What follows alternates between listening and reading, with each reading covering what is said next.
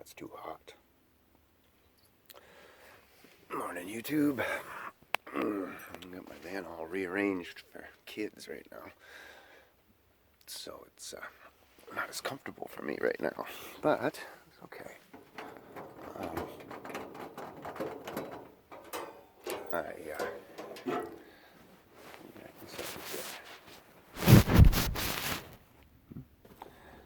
My Facebook argument this morning is about spells. How you can cast a spell on somebody and not even know you're doing it. We do it all the time. When we say, oh, you better be happy with what you have, look at what people in Africa have, or whatever. Well, you could yell that at somebody.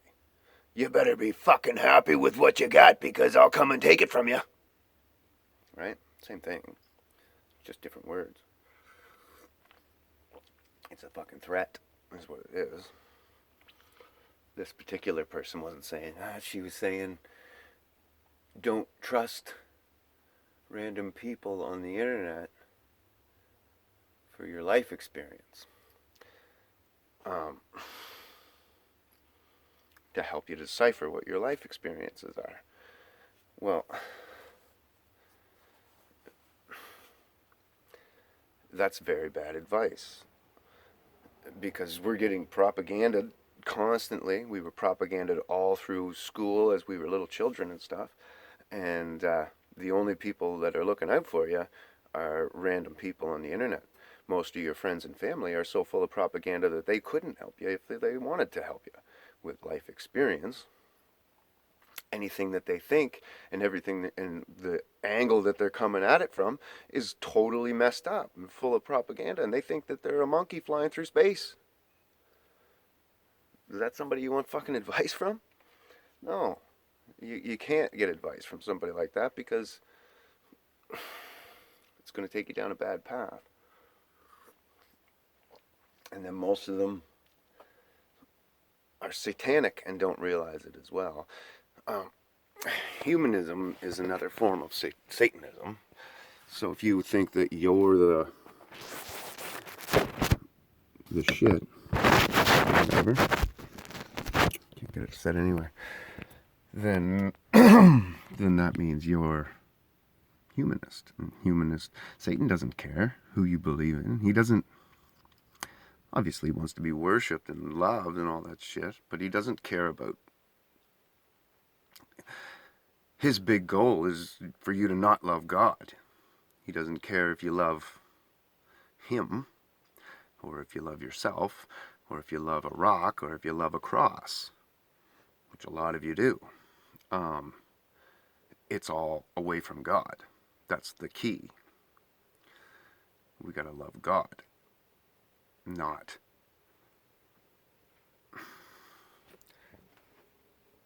anything else. So Satan doesn't care if you love your children. You can worship them. Worship at the altar of your kids. It's actually what he was thrown from heaven for. Trying to make himself into the creator. So he came down and he had a bunch of Nephilim children with the human girls, and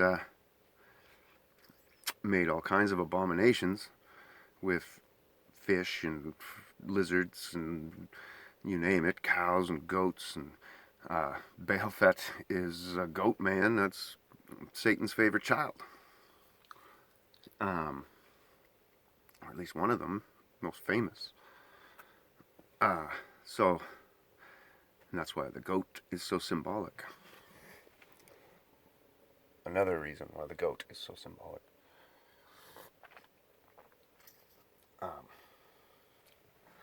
So,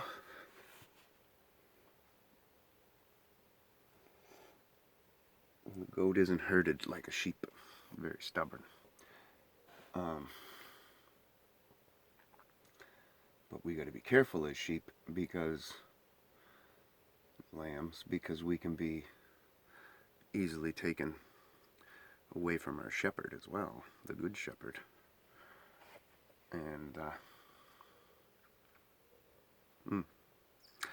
anyway, we need to be careful about the words we use. You see, what she was doing was, if, say, me or anybody on the line, Russell Brand, let's say, somebody more famous, plants a little seed into somebody, and she was more talking about strangers, just random strangers, so me, and that person's struggling with the seed in their head because it goes against everything they were taught as a child with their brainwashing. But they're starting to come out of their brainwashing, and then they read her post saying not to trust people like me. They could turn it off easy if they're just trying to turn it off. They kill the seed, crushed. She just stepped on it, right? So it was my responsibility to make a comment there to bring that seed back to life if that person happened to be there reading those comments. She's going on, wow, this isn't a conversation. Well, no, I'm not trying to have a conversation with you, lady. I'm trying to save the seed that you just killed. Who happens to be reading this? I hope they read my comments. Not just blindly turn their brain off, let the seed be killed, and move on with life back into their heliocentric monkey land, or away from God, heathenistic Satan world. There's very little we can trust. Even the Bible's been heavily manipulated, and then the English language has changed dramatically over the years, so the word can be more manipulated, and then all the religions that people come out with that are so far from biblical that are just more humanism, basically, or forms of Satanism.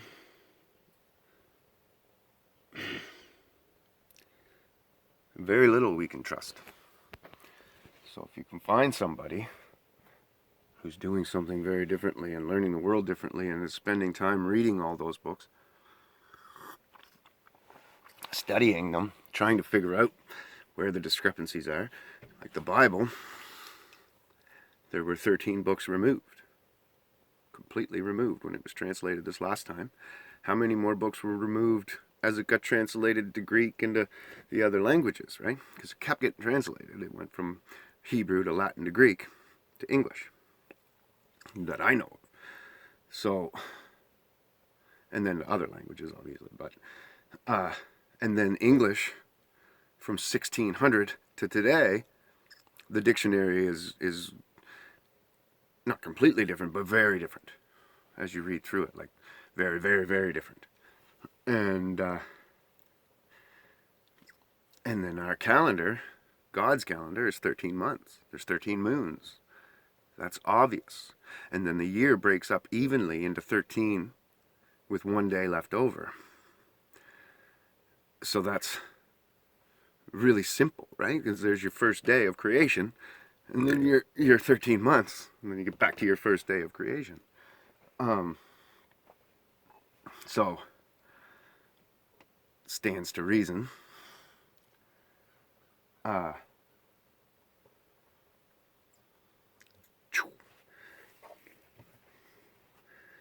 that there has to be a 13-month calendar, and that the 12-month calendar was something that was put in. So the Book of the Jews, I've read all 4 volumes, the Apocrypha of the Jews, mentions the 12-month calendar. And the Apocrypha of the Jews is just a compilation of all the Jewish writings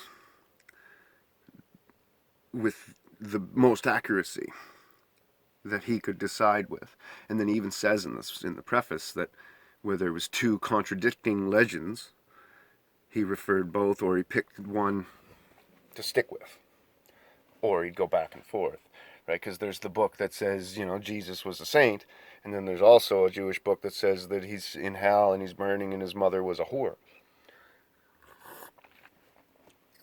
But there's a white Jew, the new Jew, the fake Jew, which are Edomites, and then there's the Hebrews, who are Native Americans, African Americans, and anybody dealt with in the slave trade, basically.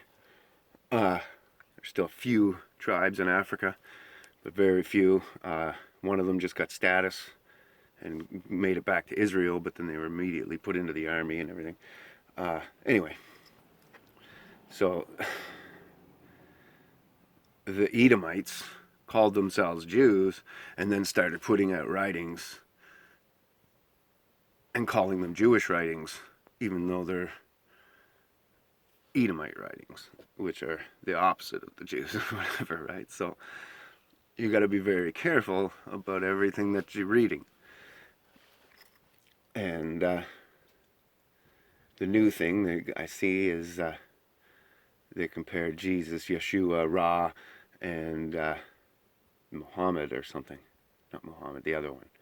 And they said that they all have the same backstory because they're all fake or whatever.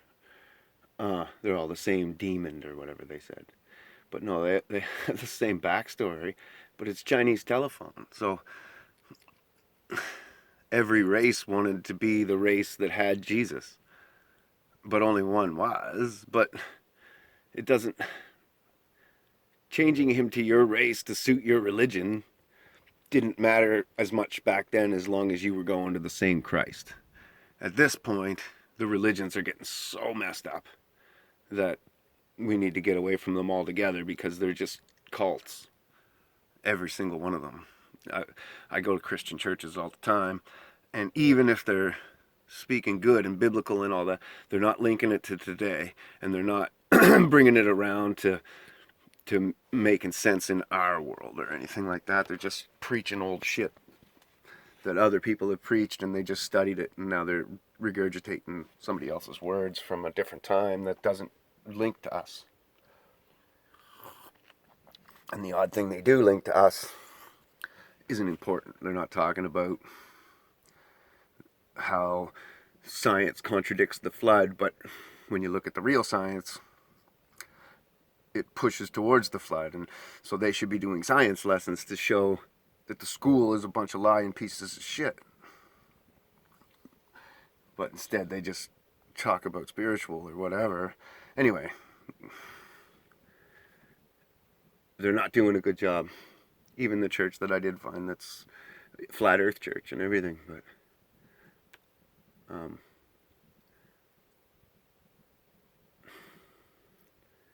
a lot of whatever missteps or something in there, where well, he talks about reparations, which is an Edomite word, not a Hebrew word. Hebrews need to be blessed, not paid back for reparations. See, God gave you a punishment, your father. So picture you having two sons. You punish one son. You say, I'm taking your allowance and I'm giving it to your brother because your brother did all your chores. You can't then go to your brother and say, pay me back my allowance because you owe it to me. He don't owe you shit. But if you're the good son, you could say, if you bless me, you'll get blessings from the Father. Right? So first you have to become the good son, and then it's a blessing to bless you. But it's be a sin to give you reparations, literally. Be right against God. I'd be spitting in the face of my Maker, who was justified in his punishment of you. He used other people's to punish you for your actions of what your people did. So it's totally your fault. You got to own it. And then he talks about people not being saved if you go back to a sin, no matter what sin. If you plan for it and go back to it. And then he says smoking pot's a sin. Okay, maybe it is. But you know what else is a sin? Watching a football game. Watching a hockey game. Any of those things. That's all Roman. It's a distraction from God. And it's just as bad, if not worse, than smoking pot. At least when I smoke pot, I go spend time with God. It draws me to Him. It makes me feel closer to Him. I'll go out into the woods and be with God. When you go watch sports, you shut the door on God and you start worshiping those players. Whether you realize it or not, or want to admit it or not, you're worshiping them. And you're pushing God right out of your head. So I'd say that's a great sin. Right? Like, that's a horrible sin. But smoking pot isn't anywhere near that. It's harmful to my temple, arguably. But it's not harmful to my relationship with God. It's beneficial. And God made it. So, and gave it to us, same as mushrooms. I believe He made those things for a time like this. There's a reason that mushrooms grow everywhere on earth that man lives, and anywhere they don't, we bring cows and they start growing from the cow poop that we eat. We eat the cows, and the poop grows the mushrooms that we need for the depression of these days, these times. So I believe that they were created for times like these. Look, I got a kink in my shoulder. I gotta go work out. All messed up. I didn't think I had a video in me this morning. I can't seem to shut the fuck up. I was thinking, this will just be a quickie 5 minutes. But I think I'm done now. My ranting and raving. Oh, fuck. Alright. Have a good day, y'all.